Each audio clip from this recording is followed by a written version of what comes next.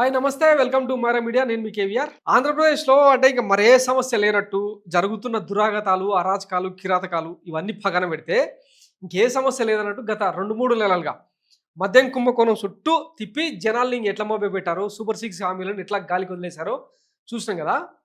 అదేదో మరి గంట కొట్టినట్టే ఈ మద్యం స్కామ్‌కు సంబంధించిన వార్తలు గానీ, ఆ ప్రొజెక్షన్స్ గానీ, ఆ ఎలివేషన్స్ గానీ మన కులపత్రికల్లో, టాయిలెట్ టిష్యూ పేపర్స్‌లో ఎందుకు రావట్లేదు?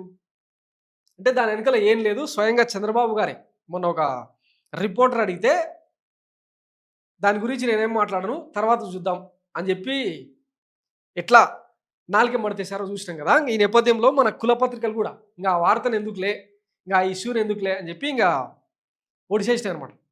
సో, ఒకసారి ఈ పత్రికల కథనాలను చూస్తే, కడప గడపలో పసుపు పండుగ, ముంబైలో కుండపోత. ఇంగ ఎక్కడ గూడా ఈ స్కామ్‌కు సంబంధించిన స్టోరీలు గాని, కథనాలు గాని ఎక్కడ లేవు.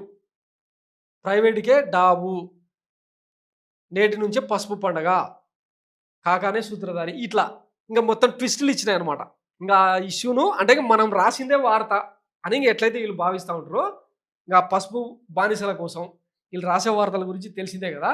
ఇంగంతే జొప్పించేసిర్రు అయిపాయే. జనాలెవరు నమ్మలేదు గానీ, ఈరోజు ఈ లిక్కర్ స్కామ్‌కు సంబంధించి ది వైర్ అనే ఒక సంస్థ సెంట్రల్ ఏజెన్సీ రాసిందేంటంటే, Andhra Pradesh amid war of words in alleged liquor scam governance takes a back seat. So, మాటల యుద్ధం మధ్య లిక్కర్ స్కామ్‌కు సంబంధించి గవర్నమెంటు, కూటమి సర్కారు వెనకడుగేసింది అన్నది ఈ స్టోరీ సారాంశం.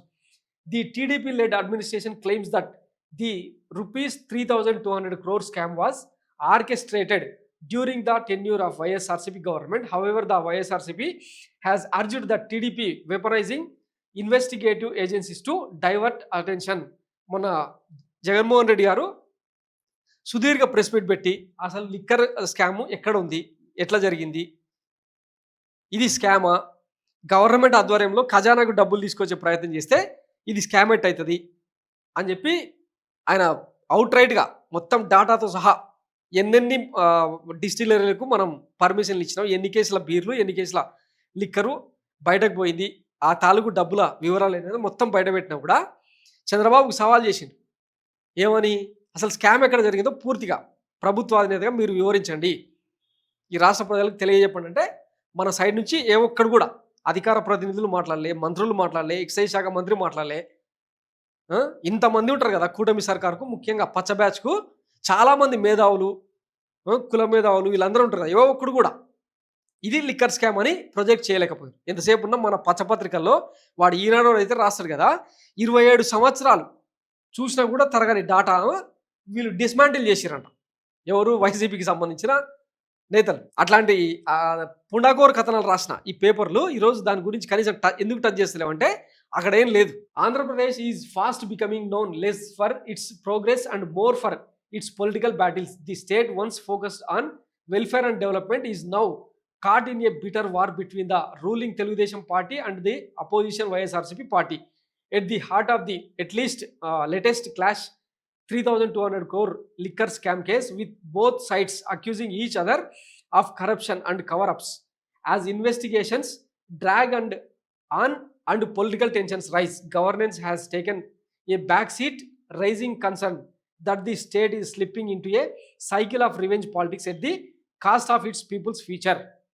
సో, రాష్ట్రంలో అభివృద్ధి, సంక్షేమ పథకాల గురించి చర్చ అనేది పక్కకు పోయి, సంవత్సరం అయినా కూడా ఎంతసేపు ప్రతిపక్షాన్ని తొక్కిపట్టి నారదీయాలే, వైఎస్ జగన్మోహన్ రెడ్డి బొక్కలేసి తూర్పార పట్టాలి. ఈ ఒకే ఒక కన్సర్న్‌తోన పనిచేస్తా ఉంది తప్ప ప్రజలకు రాష్ట్ర ప్రభుత్వం ఏం చేసిందన్నది మాత్రం చెప్పుకోలేకపోతా ఉన్నారు. సో, అదే ఇక్కడ రాసిర్రనమాట. The liquor scam. The present TDP led administration through the crime investigation department CID and special investigation team SIT alleged that 3,200 crore scam was orchestrated during the 2019 to 2024 tenure of YCP government. At the center of this accusation is a kickback for preference scheme involving senior YCP leaders, bureaucrats and distillery owners. So 3,200 కోట్ల scam జరిగింది అని చెప్పి ఎవరెవరికైతే mail చేసిరో వాళ్ళందరూ kick back రూపంలో డబ్బులు ఇచ్చిర్రు అన్నది ఈ స్కామ్ ఉద్దేశం అనమాట. ఎట్లా ఫ్రేమ్ చేసిర్రు అన్నది ఇక రాష్ట్ర ప్రజలకు తెలుసు. తీరా చూస్తే అందులో ప్రభుత్వం కానీ సిట్ ఇన్వెస్టిగేషన్ కానీ ఏమీ తేల్చలేకపోయిందనమాట. ఇది వీళ్ళ బండారం అన్నట్టు. అసలు స్కామ్ ఏంది? ఇగో మన కులపత్రికలో వచ్చిన వార్త. ముడుపులు ఇచ్చుకో మద్యం అమ్ముకో, ఈనాడు డిజిటల్, మచిలీపట్నం, గుడివాడ, కూచిపూడి. ఏందయ్యా అంటే మచిలీపట్నం తపసిపూడిలో ఇటీవల ఓ బడ్డీ కొట్లో మద్యం అమ్ముతున్నట్లు గ్రామస్తులు చెప్పడంతో ఆబ్కారీ అధికారులు వారిని పట్టుకున్నారు. మార్గ మధ్యంలో బేరాలు కుదరడంతో వదిలేశారని గ్రామస్తులు ఆరోపిస్తున్నారు. కూచిపూడి సెంటర్లో బెల్ట్ షాప్ నిర్వహిస్తున్నారని తెలిసిన ఆబ్కారీ అధికారులు పట్టించుకోవట్లేదు. నెలవారీ మామూలు దండిగా అందుతున్నాయని గ్రామస్తులు చెప్తున్నారు. జిల్లాలో వందల్లో బెల్ట్ షాపులు, నిబంధనలు పాటించిన వైన్ షాపుల కారణంగా మద్యం ఏర్లై పారుతోంది. ప్రజాప్రతినిధులు పెద్దల సంఖ్యలో బినామీల పేరున దుకాణాలు నడిపిస్తున్నారు. ఆబ్కారీ అధికారులు, పోలీసులు స్థానిక నాయకులతో కుమ్మకై నెలవారీగా ముడుపులు తీసుకొని నిర్వాహకులను వదిలేస్తున్నారన్న ఆరోపణలు ఉన్నాయి. పైనుంచి కింది స్థాయి వరకు అందరి చేతులు తడుతూ వ్యాపారం చేసుకుంటున్నామని బెల్ట్ షాపుల నిర్వాహకులు చెప్పడం గమనార్హం. సో ఎక్సైజ్ స్టేషన్ దుకాణాలు ఉయ్యూరులో 32, గన్నవరంలో 22, గుడివాడలో 21, ఇక మొత్తం డీటెయిల్స్ అన్ని ఇచ్చింది కదా. ఇది స్కామ్ అవుతుందా? లేకపోతే ప్రభుత్వమే డిస్టిలరీలకు పర్మిషన్ ఇచ్చి మొత్తం ప్రభుత్వ యంత్రాంగాన్ని ఉపయోగించి డబ్బులు తీసుకొచ్చి ఖజానాలో జమ చేస్తే స్కామ్ అవుతుందా? ఏది స్కామ్? మరి దీని మీద కదా ఎంక్వైరీ జరగాలి. అట కాదు, నీకు 11 సీట్లు వచ్చినాయి, నేను బొక్కలో వేయాలి కాబట్టి నువ్వే నిందితుడివి, నువ్వే దోషివి, నువ్వే ముద్దాయివి అని చెప్పడం మన సర్కారు ఉద్దేశం అనమాట. మన చూసినాం కదా, అదేది తిరువూరు అనే ఒక అసెంబ్లీ సెగ్మెంట్లో మన కొలికపూడి శ్రీనివాసరావు గారు చేసిన వీరంగం. నా ఇలాకాలో ఇన్ని బెల్ట్ షాపులు పెడతారా, మహిళలు తీవ్రంగా గగ్గోలు పెడుతున్నారని చెప్పి అప్పటికప్పుడు షట్టర్లు క్లోజ్ చేసిన సీన్స్ మర్చిపోదామా?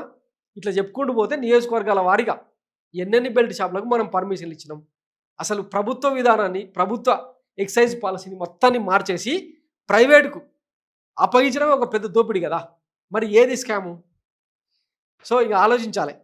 రేపు పొద్దున గవర్నమెంట్ మారితే మొత్తం ఈ బొక్కలన్నీ తీస్తే సగం తెలుగుదేశం క్యాడరు, సగం పచ్చ కార్యకర్తలు లోపలికి పోతారు. మరి ఇంకా అది ఏ దేవుడు రాసే స్క్రిప్ట్ అవుతుందో వేచి చూద్దాం. Thanks for watching my media. నేను మీ కేవీఆర్. Thank you.